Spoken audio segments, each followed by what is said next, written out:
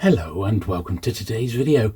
So this time I pulled out a dozen or so vintage hardbacks from my hardback collection. Now these are all ones which are very much overdue a decent clean, at least as good as I can make it. And I thought something a little bit different than the regular paperbacks, of which we've still got thousands and thousands to get through. So something a little bit different today, some vintage hardbacks. So sit back, relax, and let's take a look.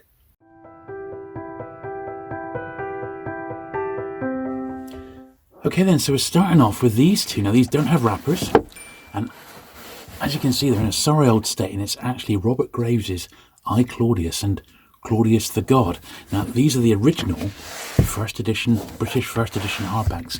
Supremely scarce, but even more so in a dust wrapper, and these obviously are not dust wrappered copies. They are in the original boards, but the boards at some point over the years, and these are, well, they're almost 90 years old now, these have got damp, and that's what's called this sort of mottling on the front. Now the top edges in that we are going to be able to have a little tackle of, and I think those will clean up quite nicely.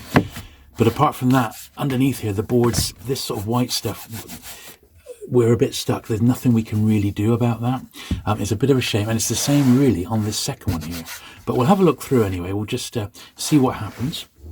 We've got a sort of duster over it as well. Some of the books we'll see today are going to need a polish because they're slightly more recent, so they've got original dust wrappers which we can clean up. But these ones here, these boarded books, well, we're a bit stuck. So let's start off with the first one, which is I, Claudius. So we'll use Claudius the God as a bit of a leaning post there. Now first off, I can see it has a name in the top there.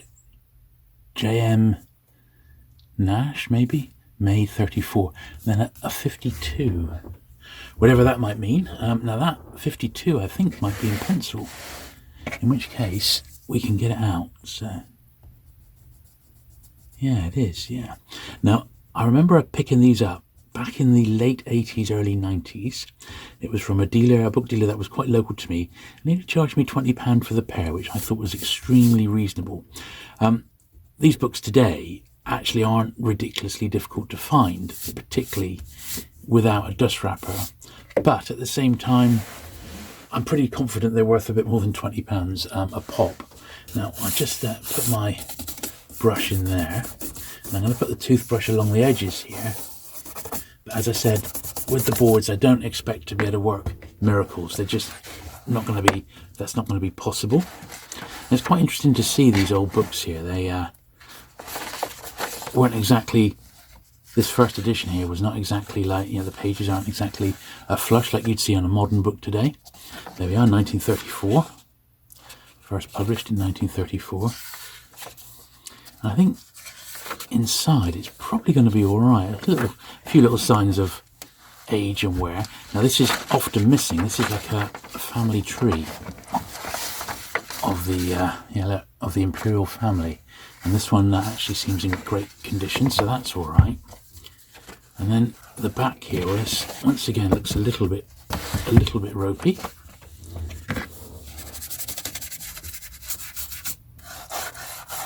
As I said, it's over the years. Before I got it,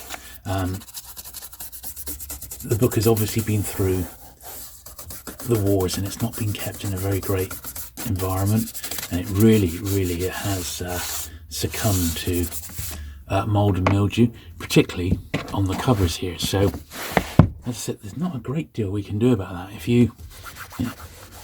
it's already been treated as good as it can be. There really is. Even if you were to put the toothbrush in on this area there, it's just not going to get into it. And the same with the shoe brush. See, it's not making any difference at all. However, the top edges, which is not a surprise really, and the top edges, well, they are quite, oh, look at the dust coming off that. So these have never been done. And as I said, I've had them for 30 years, and I doubt they were done before then. So as you can see, there's loads of dust coming off.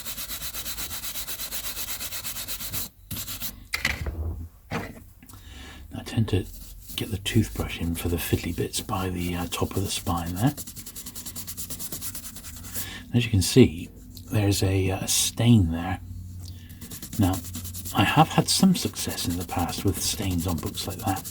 It's probably where it's been splashed with a bit of coffee or something like that. Let's do this end. Wow. And what I've done in the past with some old books is I've got my rubber on there. That's actually done the trick. So let's do these other edges first. As is usual, it's the top edge that's always the tricky one. And this bottom one here, you see, it's really uneven, the cut there, so we'll be super careful, but the bottom edges don't usually pick up much dust.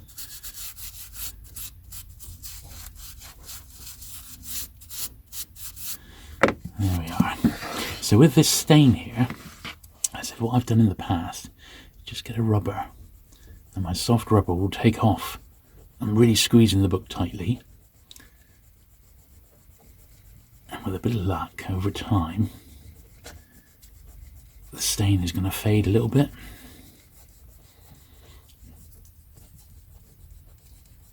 I have done this before with other books and it's quite a time consuming little job. Well, it's done it a little bit. It's not done it not quite as good as I was hoping. It may be that the stain has actually gone in, seeped into the pages a little bit, and we don't want to be going down that route. But I think that's better than what it was, that's for certain. Still quite a bit of dust coming off this top edge. It really was dirty.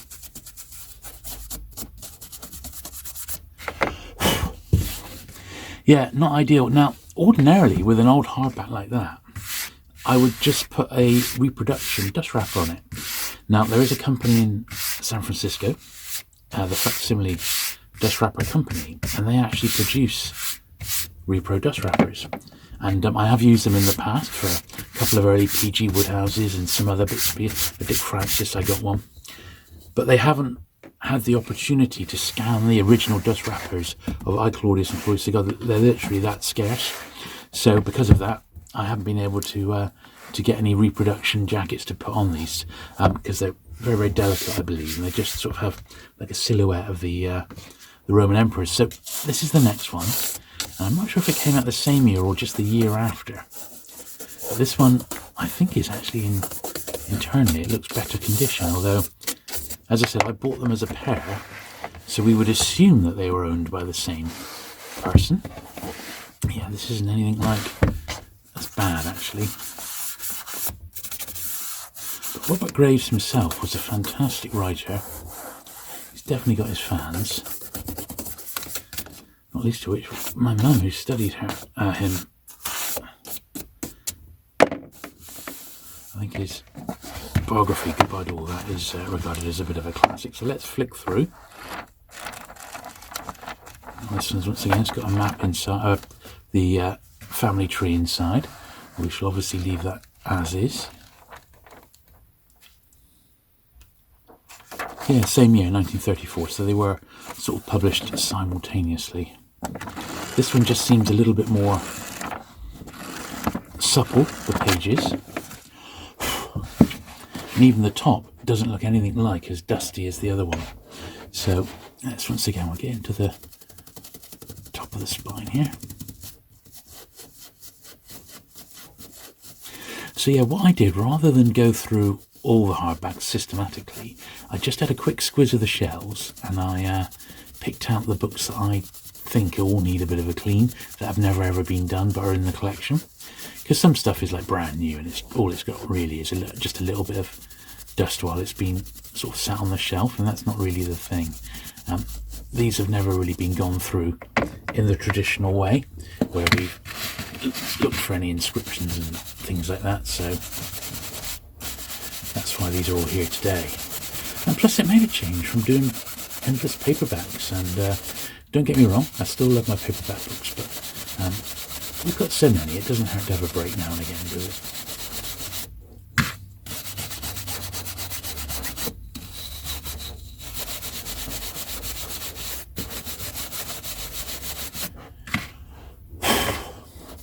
So you can clearly see it when it's been done, but this one is so much better condition than the first book. But there you go, that's how they came to me.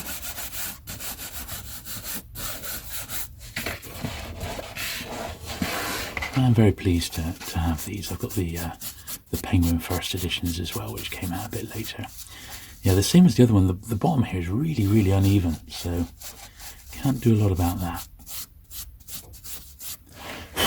And as I said, these have been, although they've been treated over the years, these would have been lovely and black, these boards, at some point, and they've just, well, they are horrific now. But even so, that's two very, very nice early hardbacks in the collection, and I'm pleased to have them. Now, a complete departure from that, and we go to the 1970s with Grange Hill stories.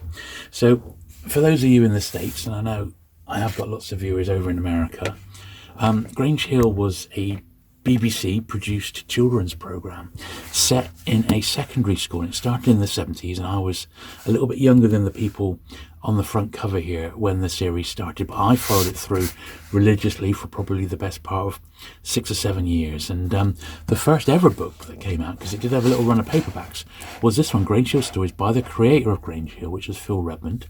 After this, he went on to create the soap Brookside, and as you see, it was published by BBC Books, and they had their own sort of publishing arm back then. And this is my original one from when I was a kid, and I can't honestly remember the last time I've opened it. So we'll take off the dust wrapper, which we'll be able to give a polish to in a minute, because I can see it's got some markings there, and around the edges it's got a bit tanned, and all of that's going to come up lovely, and a few little marks on the front. So we'll definitely clean the dust wrapper up. I just wanted to have a look at the boards underneath. I mean, I remember reading this vividly several times. And it was like, I think there was about 5 or 6 sort of stories in it, as I recall. Let's have a little look. Let's just succumb to a bit of damp over the years by the look of it. Of course, when I was a young guy, this was part of my book collection, and this book went with me, you know. It was from bedsit to bedsit, so it has picked up a little bit of age. I suppose I've had it 40 plus years, so give me a break. But look at this, I remember these. Yeah, each story focused on a different character, and the big sort of star of the show for me was Tucker Jenkins. I mean, Trisha Yates, that was, yeah. Yeah, Tucker, that was Benny, and Tucker's in that story. And when was this published? 1979, there we are. So I was 10 when this one got published. Yeah, Todd Carty was the chap who played Tucker, and he went on to be in Grange Hill, EastEnders rather. I mean, his big break was, of course, Grange Hill when he was a kid. And it really was quite an institution, a very memorable title sequence, which is, everyone remembers it to this day. And some great teachers in the supporting roles as well. They were just fantastic, not least of which Michael Sheard of Star Wars fame.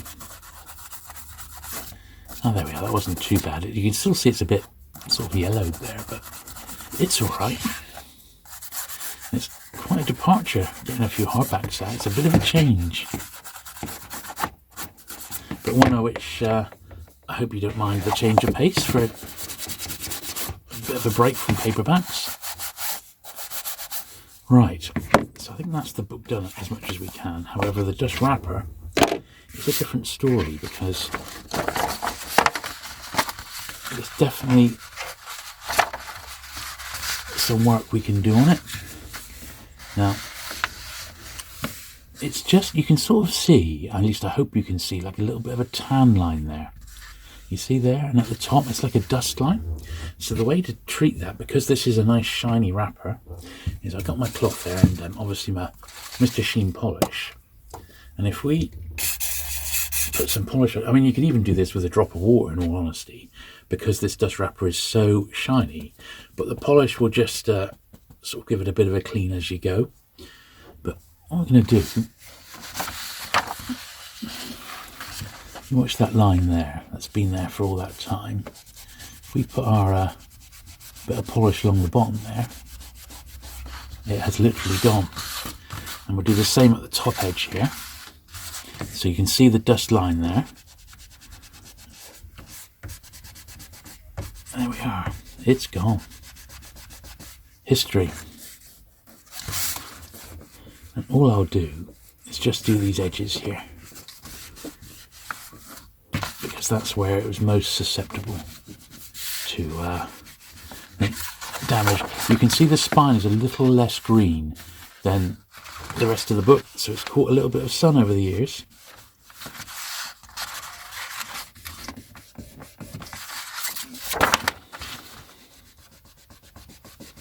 But quite a bit of dust and dirt coming off this, more than you might think.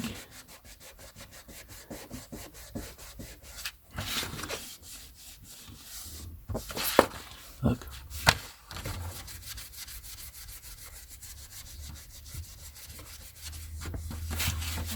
I don't think this is a particularly rare book to get, because it's not that old. And I don't think Grange Hill is like massively collected or anything like that. As I said, there's a series of books, there's a couple of annuals as well. And there are Grange Hill conventions, believe it or not, where the cast go along and reminisce and meet fans of the series. And it has started to be, you can revisit it on some of the on-demand services now, like BritBox, for example. You can watch the first 6 seasons of Grange Hill. I mean, it's incredibly slow these days to watch, but it's all right. So that's the edges done, massively improved. So I'm going to slide it back into the dust wrapper, and then I'm going to run the polish over the front and back covers whilst it's actually on the book. But you can see, look at that. That was just from doing the little edges there. So there was lots of dirt on it, as I suspected. Now, as I said, this is a nice modern book, so it's not a problem to spray the polish directly on there. And this is just easier to do actually on the book rather than with the dust wrapper off.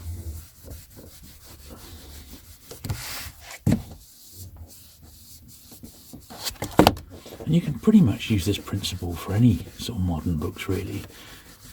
The edges is always where they get caught dust-wise.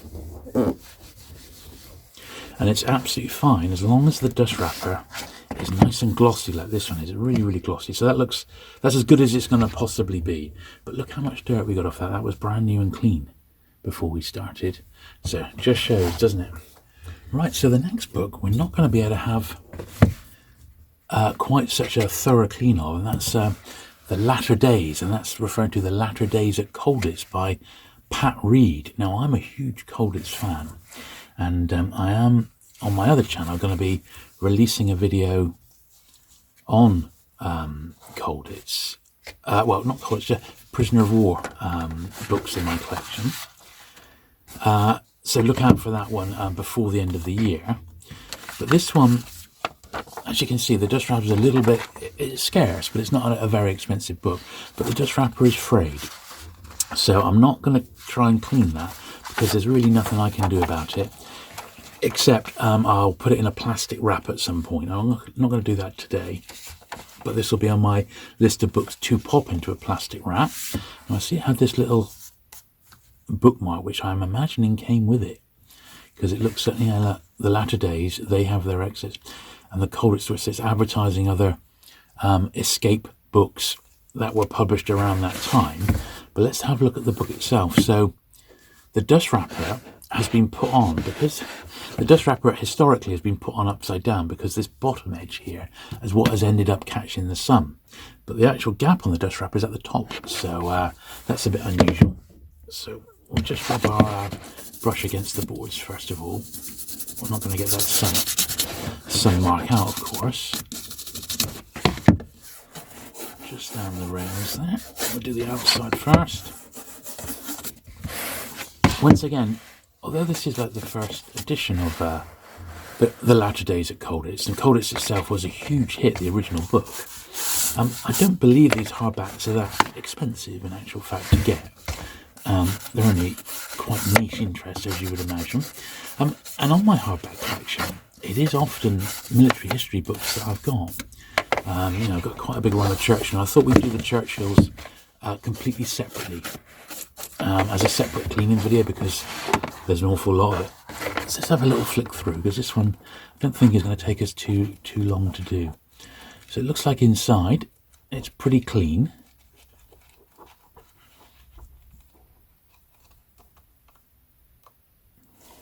1953.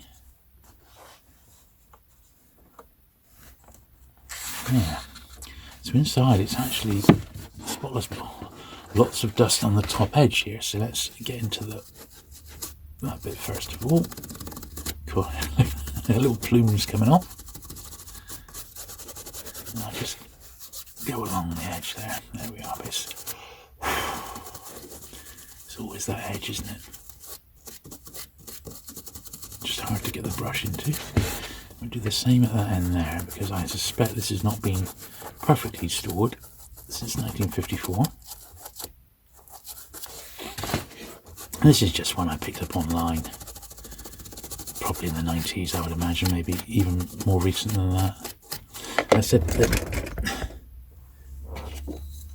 they're not particularly difficult to find, these Colditz books in first edition, but if you're a fan, I think they're an essential, you know.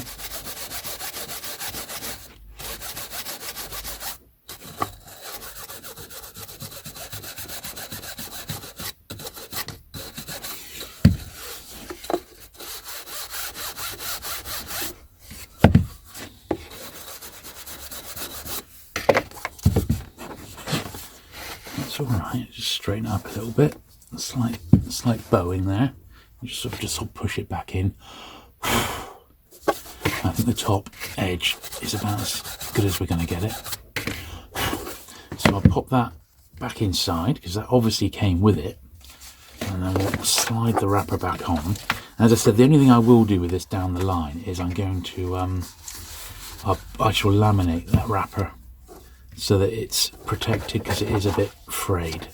And there's not really much we can do about it because it has actually got lost, so we don't want it getting any worse, but that's absolutely fine. Okay, so this is the original Colditz book, and my copy sadly has not got a dust wrapper, but I believe it is the original. I think it's the first printing of it. Let's just have a check here. I hope so. There we are, look, first print 1952. So this was the book that launched the prisoner of war phenomenon, really.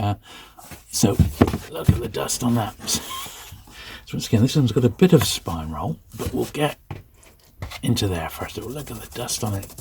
It's so, you can almost see what we're doing it in real time.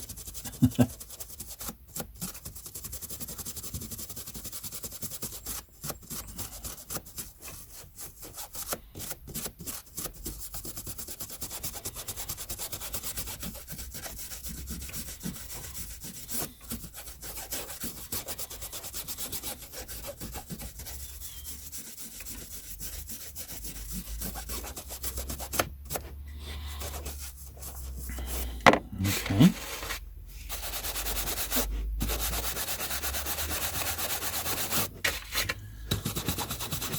It was truly fascinating, the Colditz story. So Pat Reed, the author here, was one of 4 people to originally escape, along with Englishman Irene Eve was another one.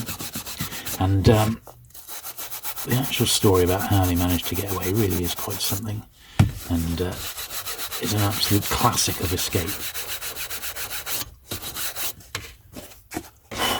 I first came across Colditz because there was a BBC series at the time when I was growing up in the 70s, and although when I watched it there was a lot I just couldn't understand what was going on. I didn't know much Second World War history and things like that. It just fascinated me, and obviously I grew up watching The Great Escape on TV every Christmas and was always a big fan of that.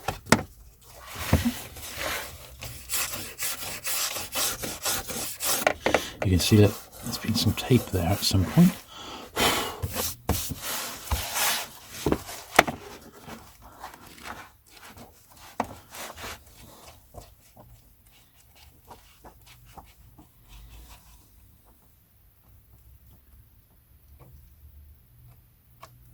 There we are. Yeah, that's not bad. It's not bad at all. That's the original Colditz book, and then there's another Colditz here. Colditz. This is Colditz Recaptured. Reinhold Eggers. Now, Reinhold Eggers was the commandant of Colditz during the Second World War, and he sort of had a bit of a love-hate relationship with the inmates, but they didn't mind him. They sort of respected him, and he respected them, and I think that's probably what stopped him getting killed once the camp got liberated. He wasn't like a concentration camp man. He was someone who respected the officers and upholded the Geneva Convention as much as he possibly could. Because of that, he survived and he went on to write several books, and obviously got to meet some of the people he had incarcerated during the Second World War years later. But this is a book by him, and we shall just do this top edge, and you can just see the dirt off it. It's incredible. And then we'll do the same treatment with the dust wrapper as we did with the Grange Hill book. We're going to give it a polish because it needs it and it can handle it.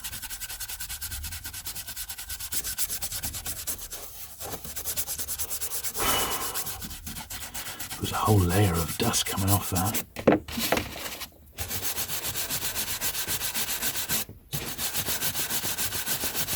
But that's okay, that's much better now.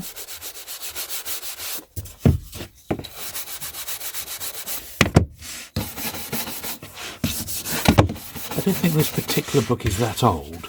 I don't think.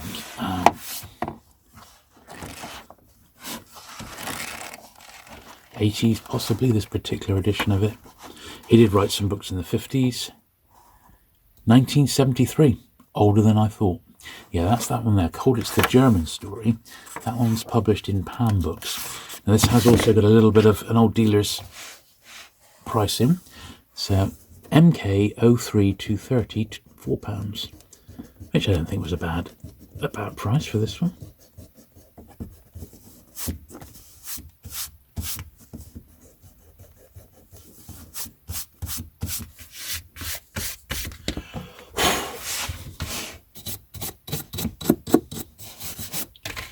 Right, so that's the book done about as good as we can get, but the wrapper is a different story. So let's get that one over here. So it's going to be the same sort of situation. I'm going to get the polish. I'll do around the edges as best we can. Cool, that looks like it's actually been stained over there, so it'll be interesting to see how we get on with that. Mr. Sheen again. Give it a good blast.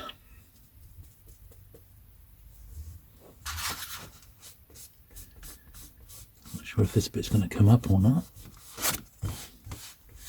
Now, I have a feeling that this may have been an ex-library, possibly, and it's been in some sort of protective wrapper over the years, which has now obviously come off. That is my suspicion. But we'll do along the edges again.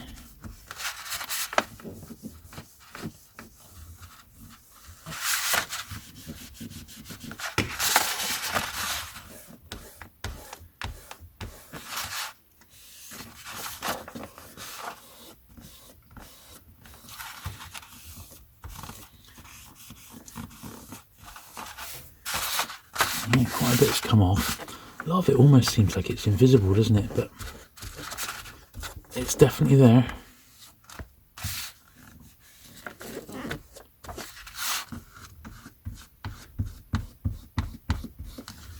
There we are. Right. Let's slide this one back in. I said, well, you saw what I paid for it, £4. That wasn't bad. Probably off a second-hand book dealer on my travels at some point. So £4 isn't bad. I've got quite a Colditz library going on, in actual fact. Although there are many books on the castle.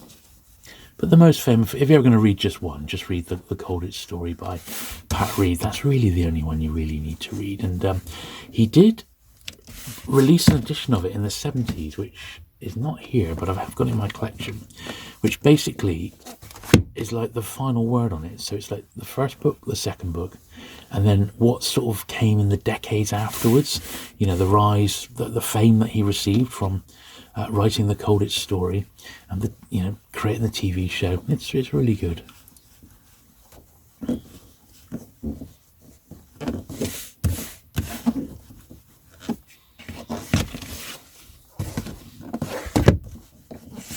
Lovely.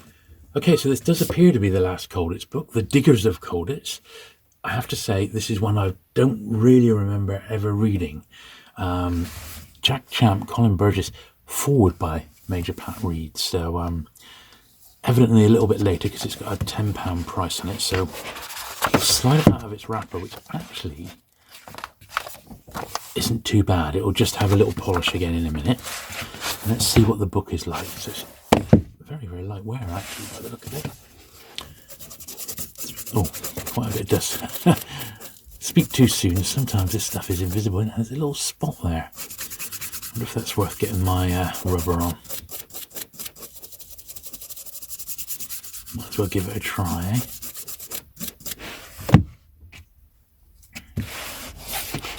Because you never know.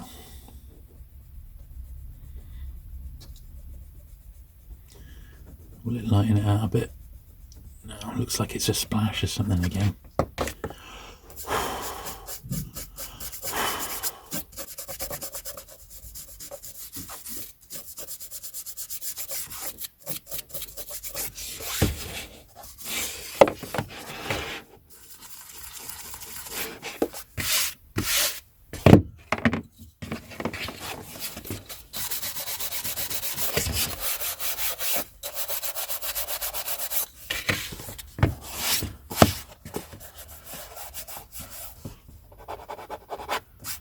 Little marks on the boards here.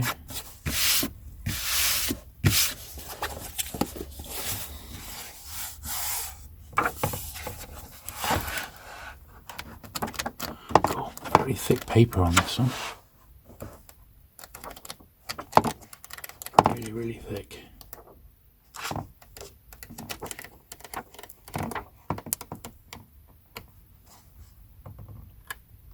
Yeah, 1985.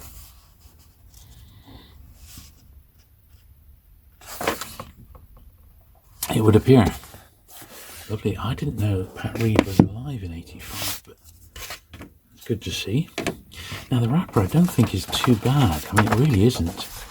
There's no sort of the traditional around the edges, so I will just do the inside covers first. But I don't think this is going to be too bad a job. I'm not sure we'll have any more to polish today because they're all a bit more older than what I've got to come, but I'll just do this little bit here for the inside jacket.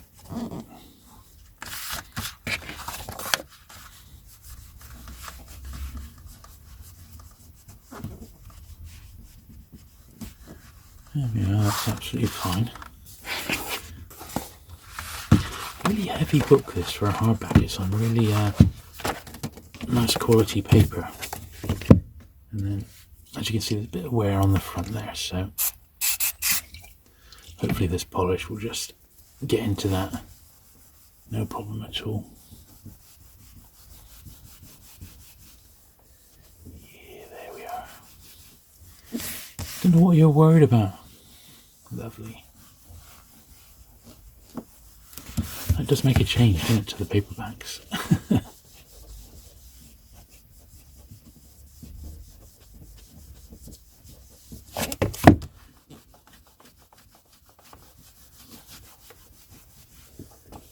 Lovely.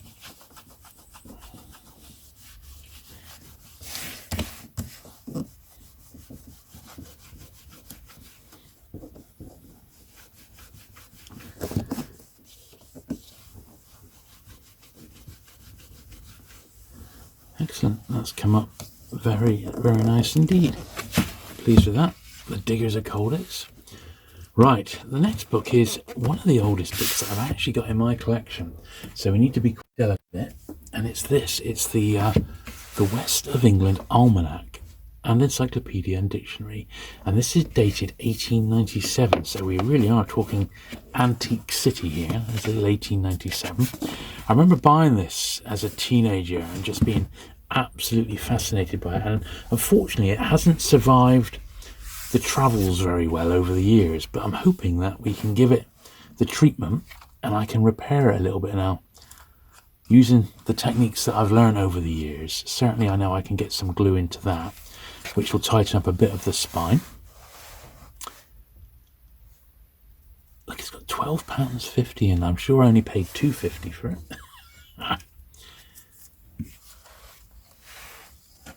But as you can see, it's ever so fragile here.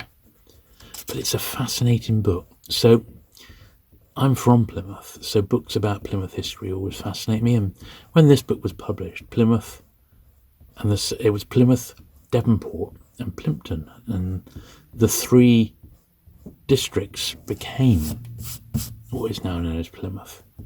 But back when this was published, they were three very distinct areas. And in fact, you could almost say Stonehouse was a separate area again, near Devonport. Okay.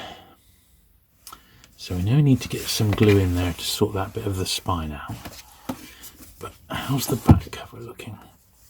And the other great thing about it is it's just from that period when the adverts were just beautiful. I mean, absolutely beautiful. The Spooner building there.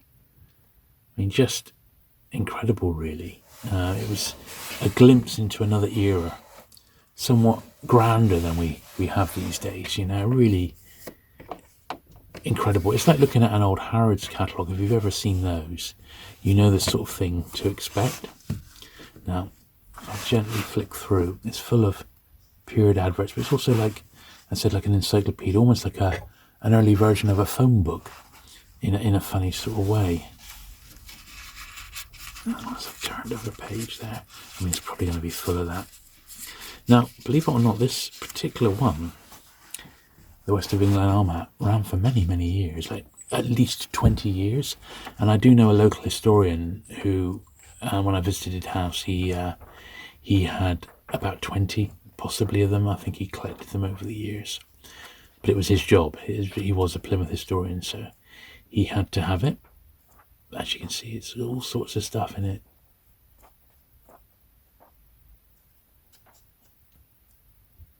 Fashions of 1896. The armies and navies of Europe.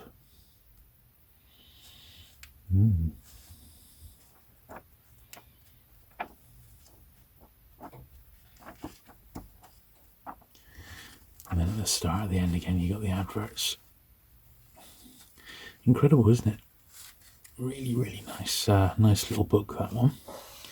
And there we are.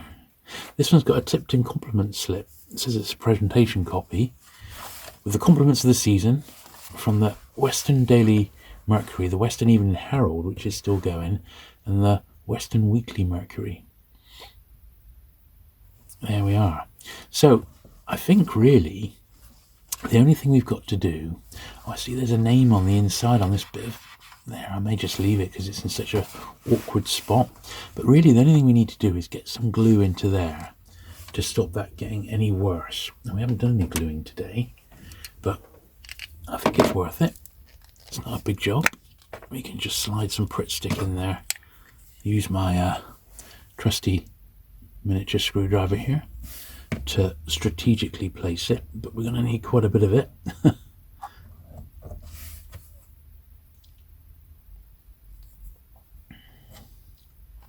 See, I don't know, but I have a funny feeling this is possibly the oldest book in my collection. I think there's a very good chance that it is.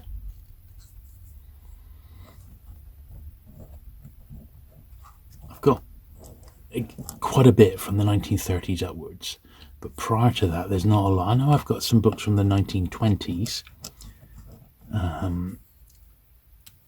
but this sort of era, this is probably it in actual fact.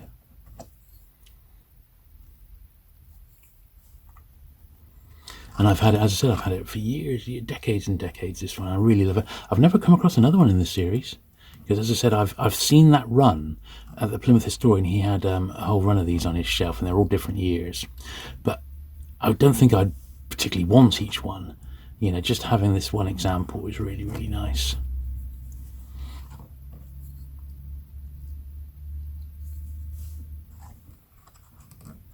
When you think of its age now, yeah. Just incredible. 125 years old, this book. And you have to say it looks it.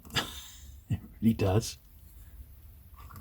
There we are. I think we've got the worst areas ready and prepped for action. So what I'm going to do is just pop them back in, and it's just going to keep this spine in place, really.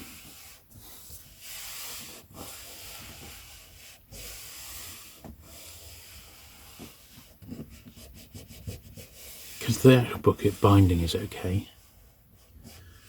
Okay then, so this is one that came my way in the last sort of few years or so, and it's one of those ones, well, it's one of my non-fiction war books. They spied on England, and I don't think it's ever been through the cleaning process. In fact, I'm sure it hasn't.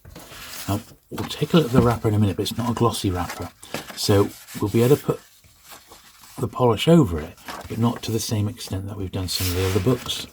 Now, first of all then, let's get the bit of dust on the boards here.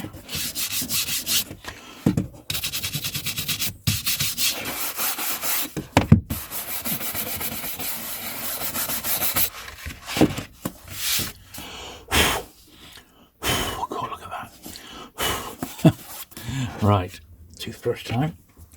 You can see the top here is really, really dusty.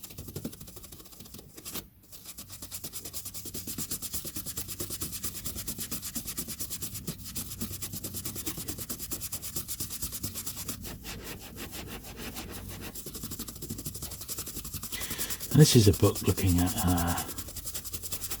German spies living in England during the Second World War. That's what this one's about. A fascinating subject.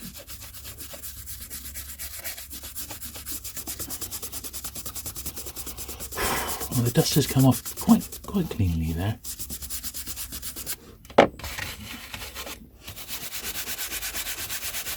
There sure was a lot on there.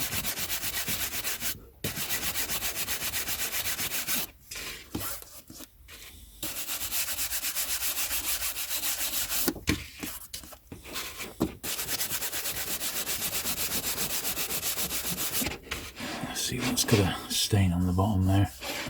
Quite a big one as well. In fact, look, it's been splashed, and you can see the splash has sort of gone on the edge of the boards as well.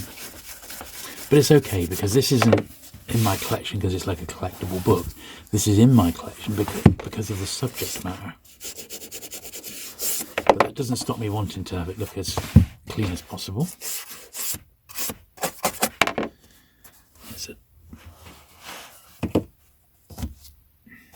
There's a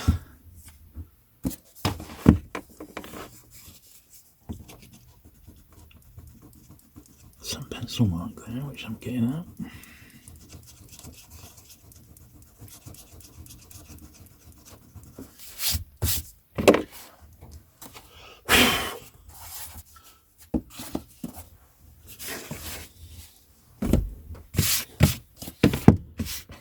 Okay.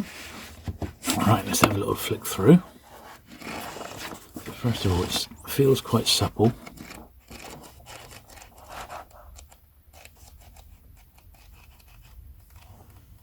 Yeah, it's not too bad at all. 1958. They spied on England based on the German Secret Service war diary of General von Laushausen. Autumns. So that's okay. Now, as for the wrapper, well, it's first of all, it's black, and that means it's going to pick up dirt and dust, and will be very, very difficult to find in nice condition, because that, with black wrappers, they tend to get frayed and they pick up the slightest chip and stuff like that. This one, more than anything, I can't polish this because it's not shiny enough. I'm tempted just to, with a bit of excess. There's a bit of a stain there. Oh yeah, that's actually come out okay. But I can't just spray directly on it. It just wouldn't handle it. The back we're a bit stuck with. I can't do anything with that.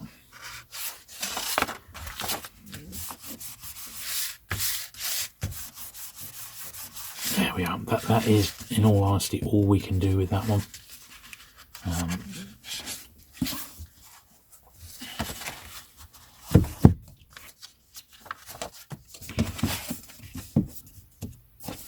That's okay. We've cleaned it up as best we possibly can, and that's all we can really do with some of these. Now the next one is a sort of a similar vein, really, the Phony War on the home front. This is, I think it's just an old book club one in actual fact. Yeah, a book club, but it's completely in my collection for the subject matter, not for the collectability of it. In a very delicate dust wrapper, which has survived all right. Now, let's see straight away the boards have got a little bit of damage there. Well, not damage, but a few marks.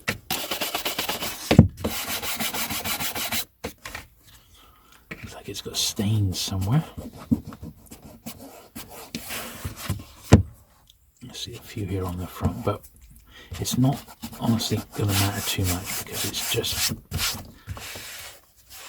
not a book we're worried about as a collectible. It's not like a James Bond first edition or something like that. This is very much a book for its merits rather than a collectible book.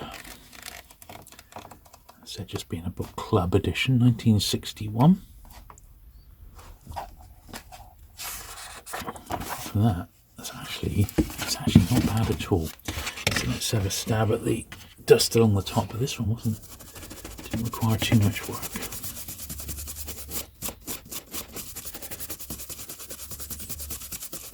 You can sort of see that half has been done and that half hasn't. You can just see the difference.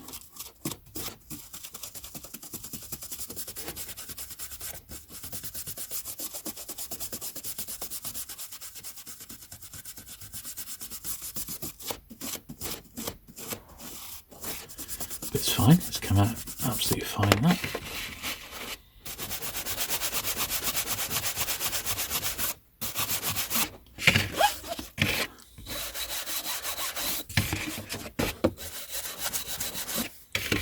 The dust wrapper, once again, nothing we can do with it, but it's actually in excellent condition for a book club wrapper as well. Much better than they usually are found, so look at that, that's actually really nice condition, that one. So I'm pleased with that. That's all right. That's a fairly recent addition from what I can remember.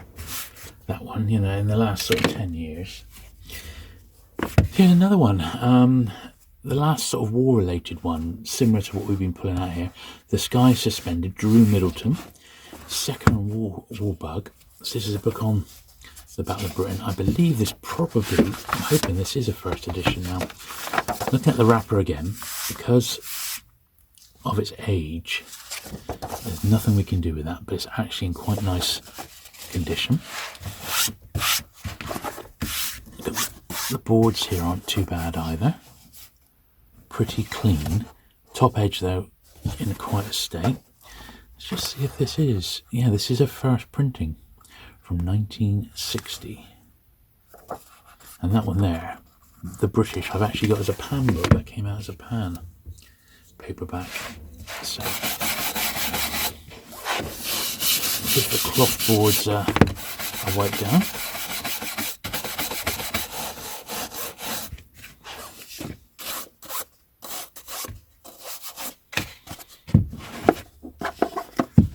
Right, get the toothbrush in there.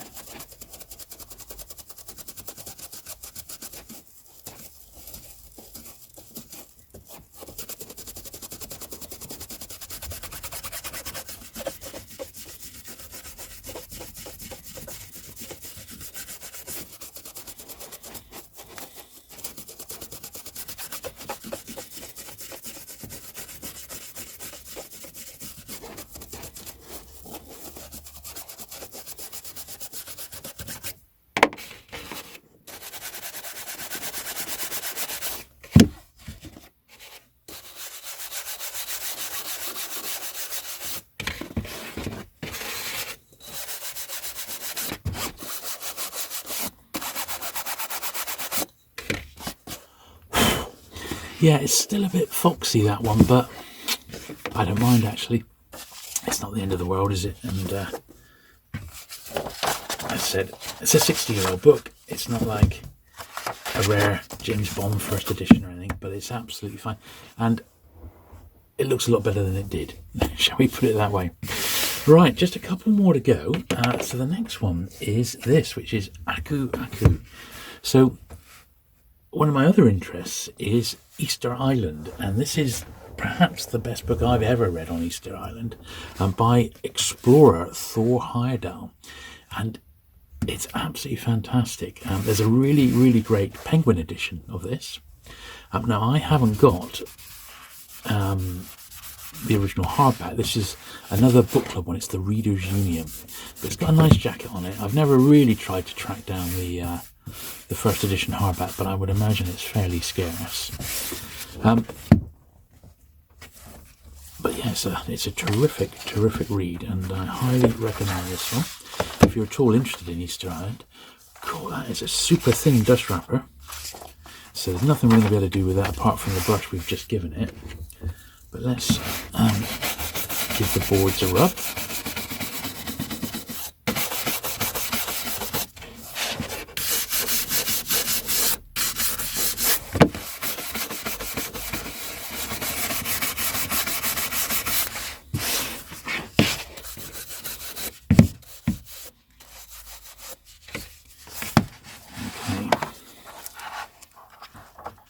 Is illustrated, as you can see, and it's just, I wouldn't say it reads like a thriller, but it, you know, from when they get there to what they discover to how they're treated by the natives and how that relationship changes over time is really, really fantastic. And I think it would have made an incredible movie, in all honesty. Really, really do. It's fantastic. 1960, this edition. Let's just get my... And as a book club edition goes, it's really quite lavish, isn't it? In all honesty.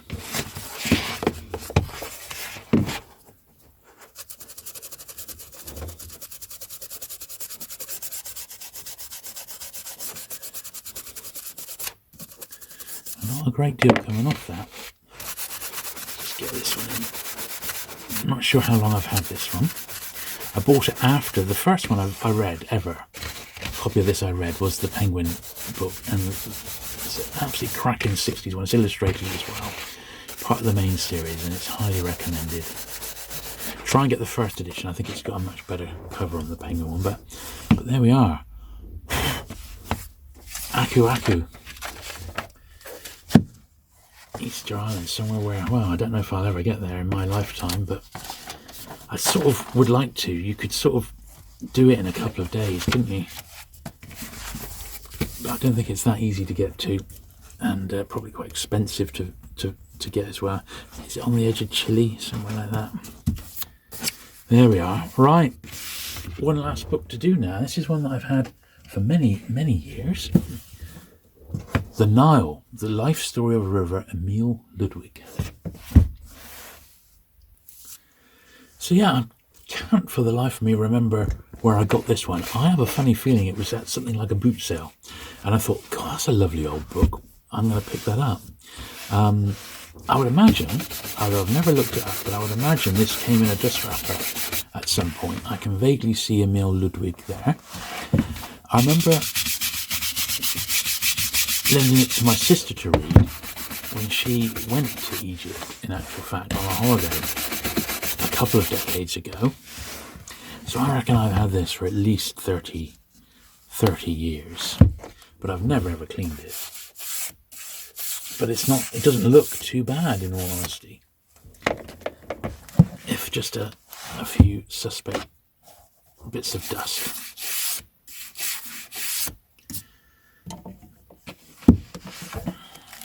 Let's have a little look here. 1937.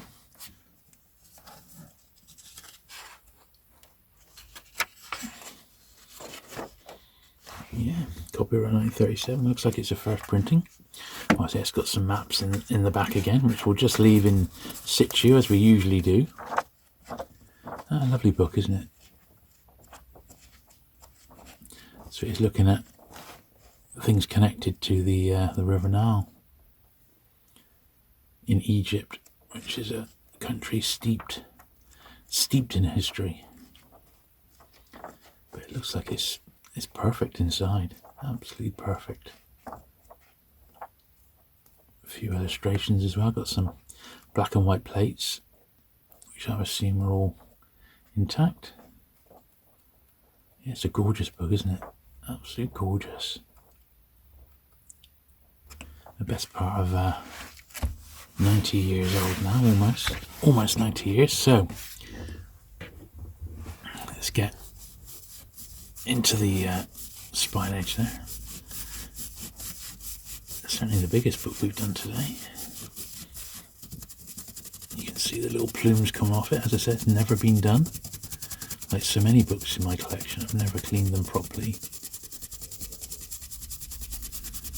It's come out very nicely.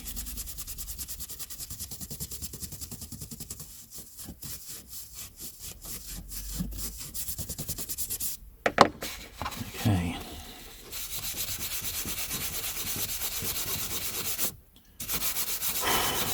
Wow. Yeah, loads of dust coming off this. But in a good way. You can almost see it getting better as we work it in there.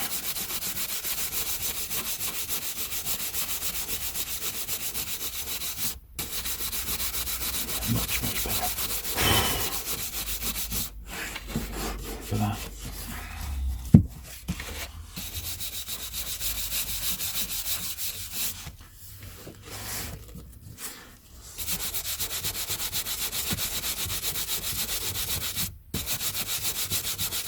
Quite a bit off the bottom, unusually.